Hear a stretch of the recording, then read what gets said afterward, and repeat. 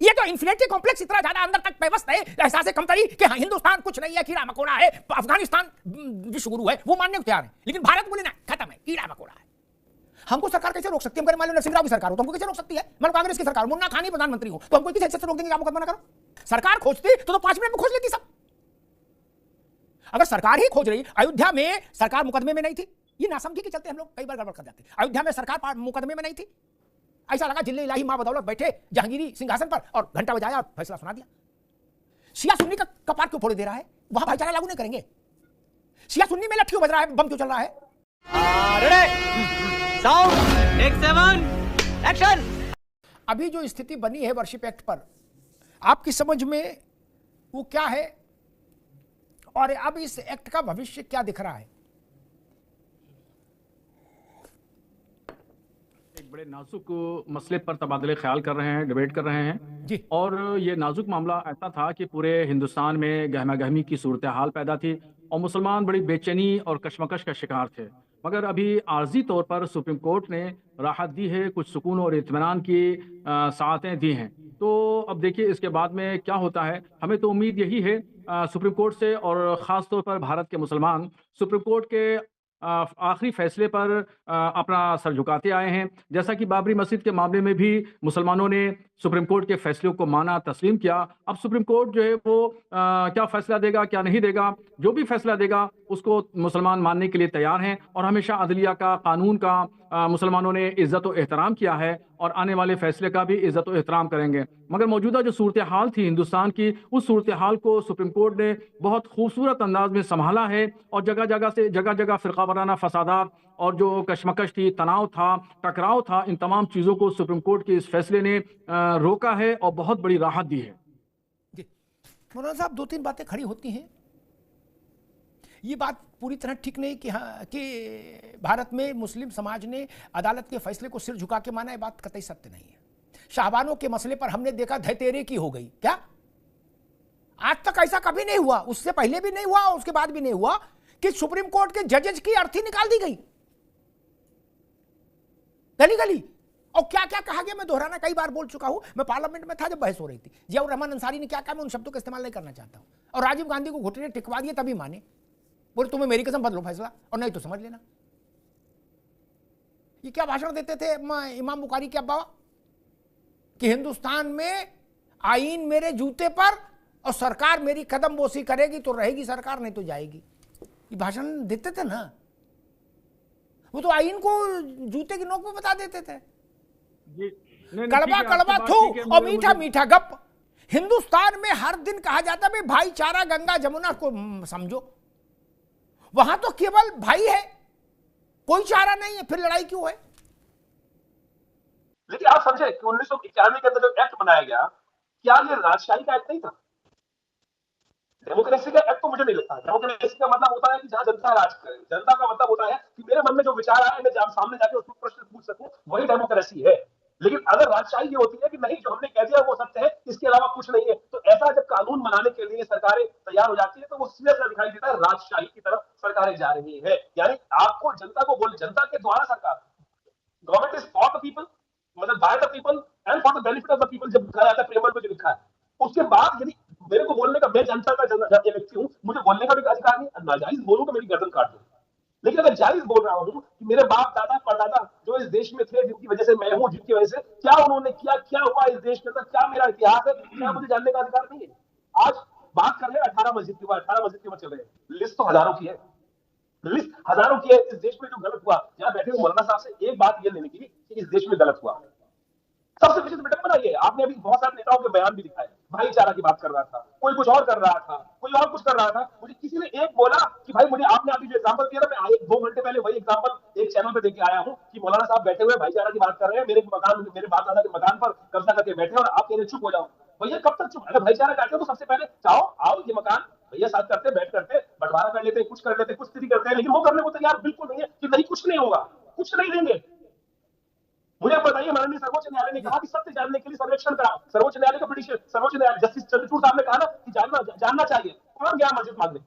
संभल में क्या मस्जिद मांगने गए थे? संभल में देखने गए, सरकार के नुमाइंदों के साथ देखने गए और वो भी इनको नाकाबिले बर्दाश्त हो रहा है।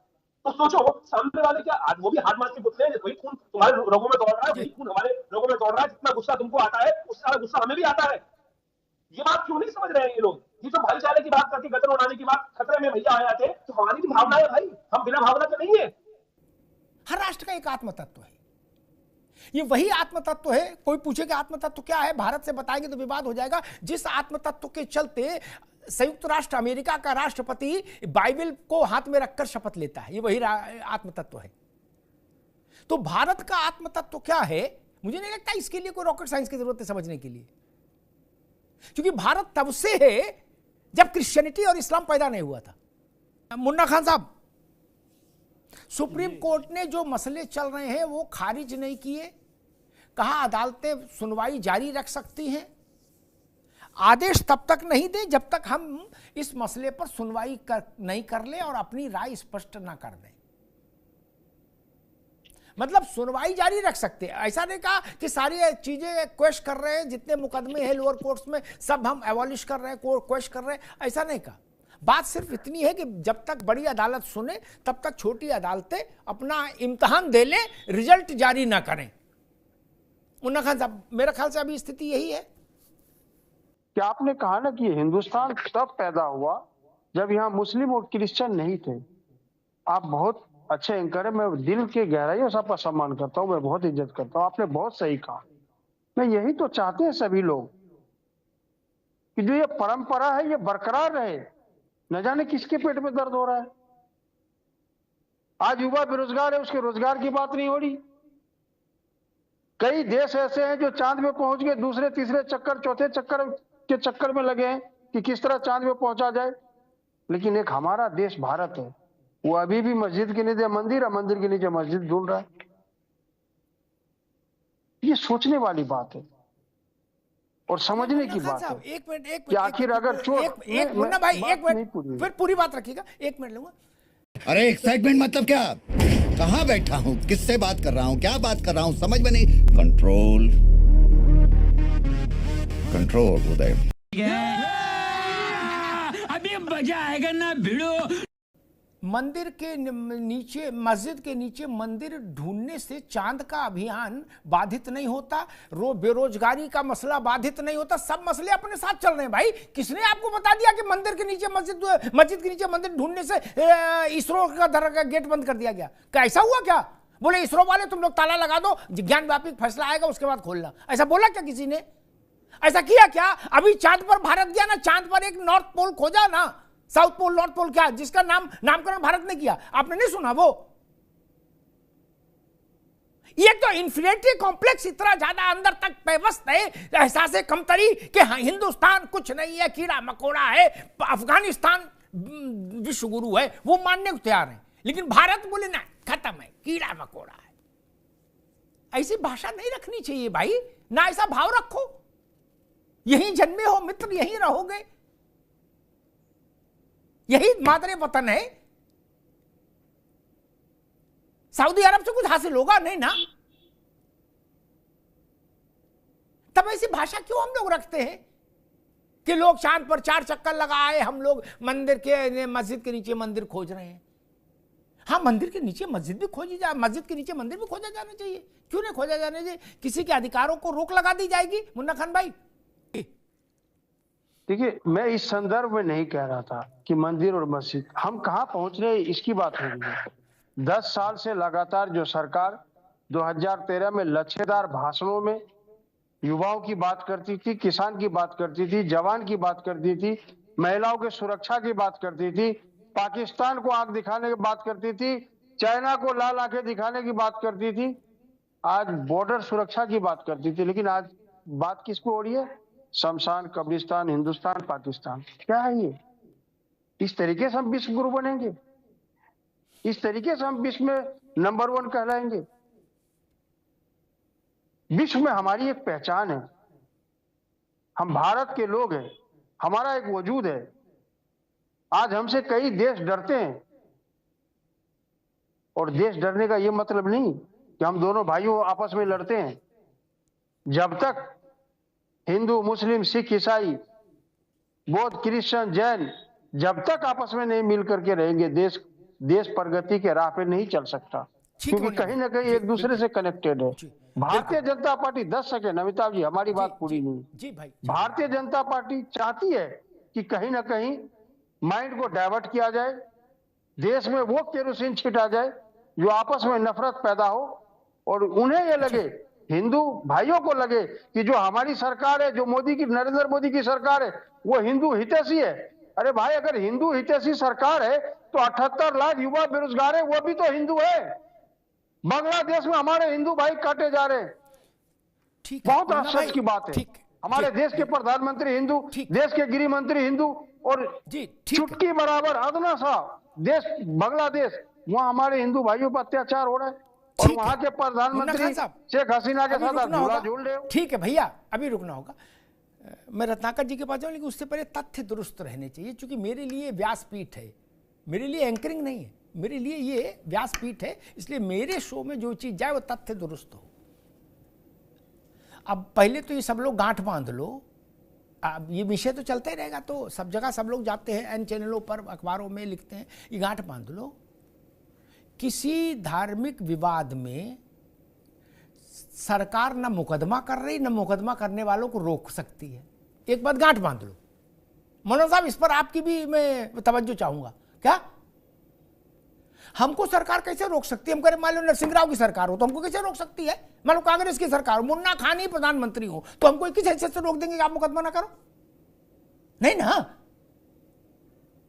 सरकार कहीं मुकदमा नहीं कर रही, तो ये प्रचार करना बंद कर दो तत्काल प्रभाव से कि सरकार मंदिरों मस्जिदों के नीचे मंदिर खोजे। ना ना, सरकार खोजती तो 5 मिनट में खोज लेती सब। अगर सरकार ही खोज रही, अयोध्या में सरकार मुकदमे में नहीं थी, ये नासमझी के चलते हम लोग कई बार गड़बड़ कर जाते। अयोध्या में सरकार मुकदमे में नहीं थी, अयोध्या का मंदिर सरकार की दान दक्षिणा से नहीं बना। उत्तर प्रदेश सरकार और भारत सरकार के एक कप चाय का गुनहगार अयोध्या का मंदिर नहीं है, वो हमारे पैसे से बना है। 5,000 करोड़ रुपया इस देश के लोगों ने और दुनिया के लोगों ने रामलला के लिए दान दिया। फिर ये बातें क्यों प्रचारित हो रही है?